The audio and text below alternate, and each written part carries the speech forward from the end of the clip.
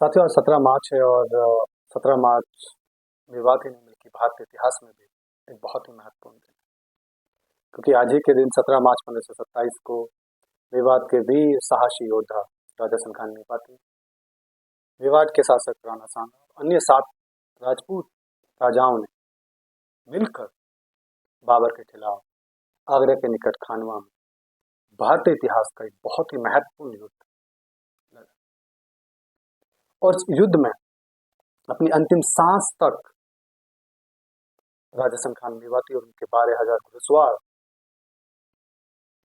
लड़ते रहे और इस जमीन के लिए, इस वतन के लिए, इस मिट्टी के लिए अपनी जान कुर्बान कर दी। और मैंने जितना खानवा के युद्ध के बारे में जाना है या बाबर की किताब या जैन खान के अकाउंट्स को देखा है, उस सब में पता चलता है कि मेवात और राजा सनखान मेवाती ने इस युद्ध में एक अहम किरदार निभाया। आइए थोड़ा जान लेते हैं कि उस वक्त राजा सनखान मेवाती और मेवात कितना महत्वपूर्ण था भारतीय इतिहास। बाबर अपनी किताब तुज़्के बाबरी में लिखते हैं कि उस वक्त मेवात से 3 से 4 करोड़ रुपए का रेवेन्यू मिलता था। एक अच्छा खासा प्रॉस्पर एरिया मेवात उस वक्त हुआ करता था। और बाबर आगे लिखते हैं कि मेवात वही एरिया है जिसको दिल्ली सल्तनत के कई सुल्तान 200-300 साल तक कंट्रोल नहीं कर पाए, जिसको कभी कंप्लीट कंट्रोल नहीं कर पाए। और जैन खान लिखते हैं कि मेवात वही एक एरिया है जो पूरे उत्तर भारत में सबसे फोर्टिफाइड एरिया माना जाता है। तो इकोनॉमी के लिहाज से, सुरक्षा के लिहाज से और रिबेलियन के हिसाब से मेवात उस वक्त बहुत ही महत्वपूर्ण एरिया हुआ करता था। और राजा सनखान मेवाती भी बहुत ही महत्वपूर्ण राजा था, क्योंकि राजा सनखान मेवाती उस वक्त दिल्ली के आसपास गुड़गांव, रेवाड़ी से लेके उधर अलवर, भरतपुर और आगरा के एरिया को अलवर में बैठकर रूल कर रहे थे। एक अच्छा खासा एरिया को राजा सनखान मेवाती उस वक्त कंट्रोल करते थे। और राजा सनखान मेवाती वही शासक था, अलावल खान जो उनके फादर थे और उनके बेटे नाहर खान, इन तीनों ने मिलकर पानीपत के पहले युद्ध जो 1526 में हुआ, उसमें भी इब्राहिम लोधी का साथ देते हुए बाबर के खिलाफ लड़ाई लड़ी। और इसी युद्ध में राजा सनखान मेवाती के बेटे नाहर खान को बाबर राजनीतिक बंदी बना लेते। इसके बाद एक लंबा दौर स्टार्ट होता है निगोशिएशंस का, अपीजमेंट्स का, जहां बाबर बार बार राजा सनखान मेवाती को अपीज करने की कोशिश करते हैं, उनके साथ निगोशिएशन करने की कोशिश करते हैं।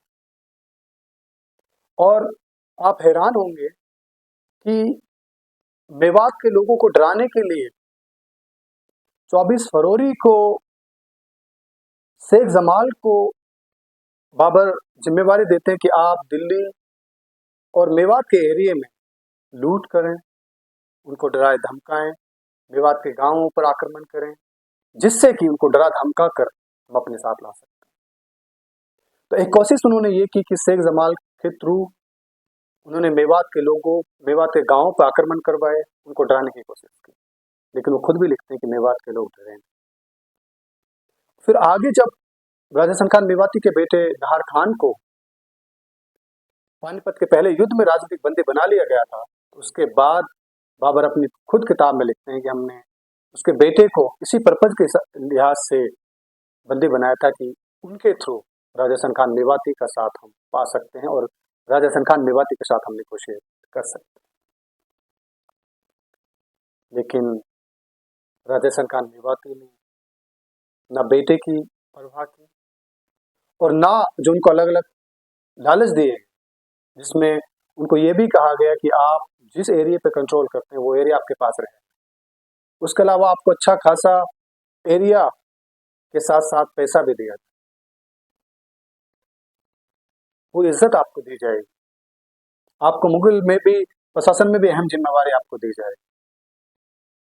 और सबसे इम्पोर्टेंट ये था कि बाबर के द्वारा हसन खान मेवाती को धर्म का वास्ता भी दिया। लेकिन जैन खान लिखते हैं कि उन्होंने इस धर्म के जो हमने प्रपोजल दिया उसको अपने पैरों तले रौंद दिया।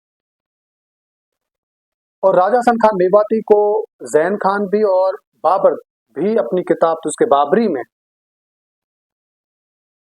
विधर्मी बताते हैं, थैंकलेस बताते हैं, और कहते हैं कि यही इंसान है जो प्राइम मूवर था हमारे खिलाफ खानवा की जंग। यही इंसान था जिन्होंने राजपूतों को अपने साथ इकट्ठा किया, राणा सांगा को अपने साथ इकट्ठा किया और हमारे खिलाफ जंग लड़ी।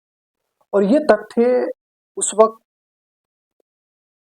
नरसिंह मेव खां ने, जो कजौता गांव के थे, 1582-83 में एक हसन खां की कथा लिखी, उससे भी ये साबित होता है, जहां वो कहते हैं कि ये राजा हसन खान मेवाती का ही इनिशिएटिव था कि उन्होंने अपने दूत राणा सांगा के पास भेजे और उन्होंने कहा कि ये कैसे संभव हो सकता है कि आपके होते हुए, हमारे होते हुए, कोई भारत में या मध्य देश में कोई कैसे रूल कर सकता है।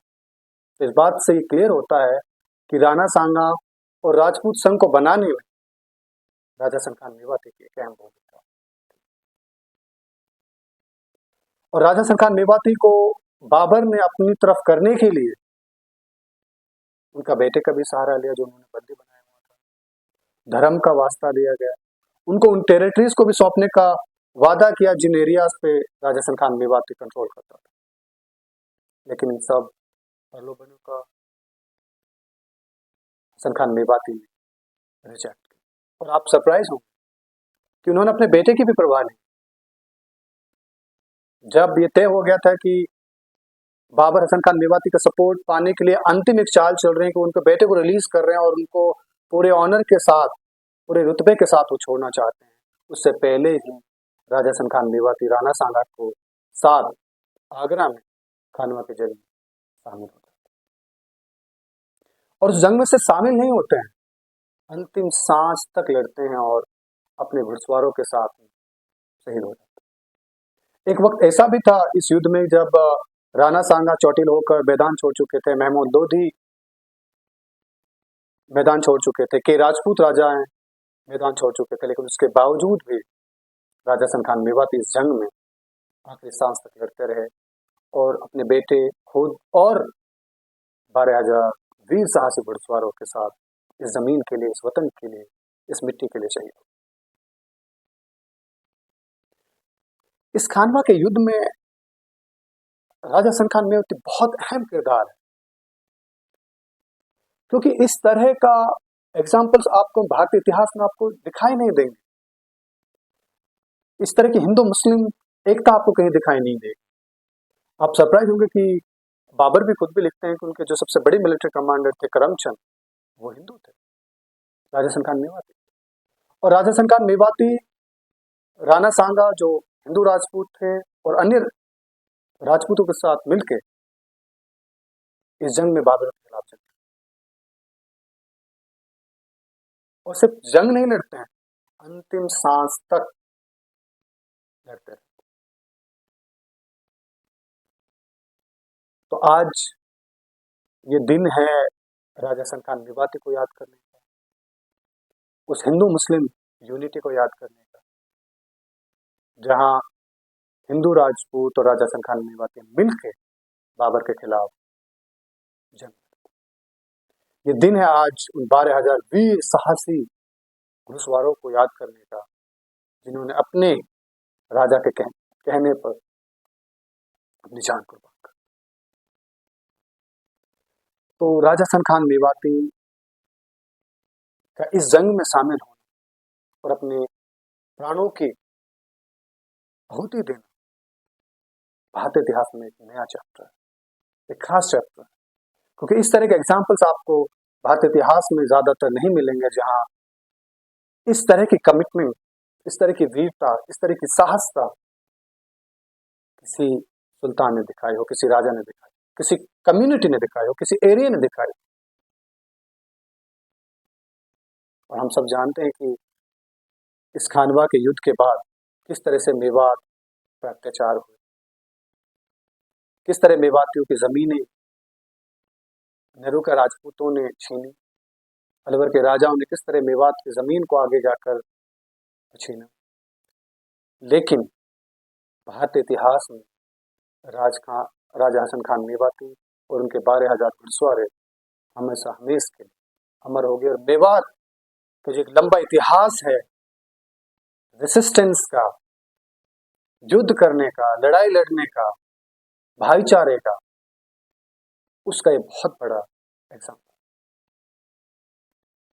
तो आज का दिन सिर्फ मेवात ही नहीं, भारतीय इतिहास के लिए भी एक खास दिन है, जब वीर योद्धा राजा हसन खान मेवाती और मेवात के 12,000 घुड़सवार इस जमीन के लिए, इस वतन के लिए अपनी जान की बाजी लगाते और इस मिट्टी के लिए शहीद हो जाते। आप सबका मेरे साथ जुड़ने के लिए बहुत बहुत शुक्रिया।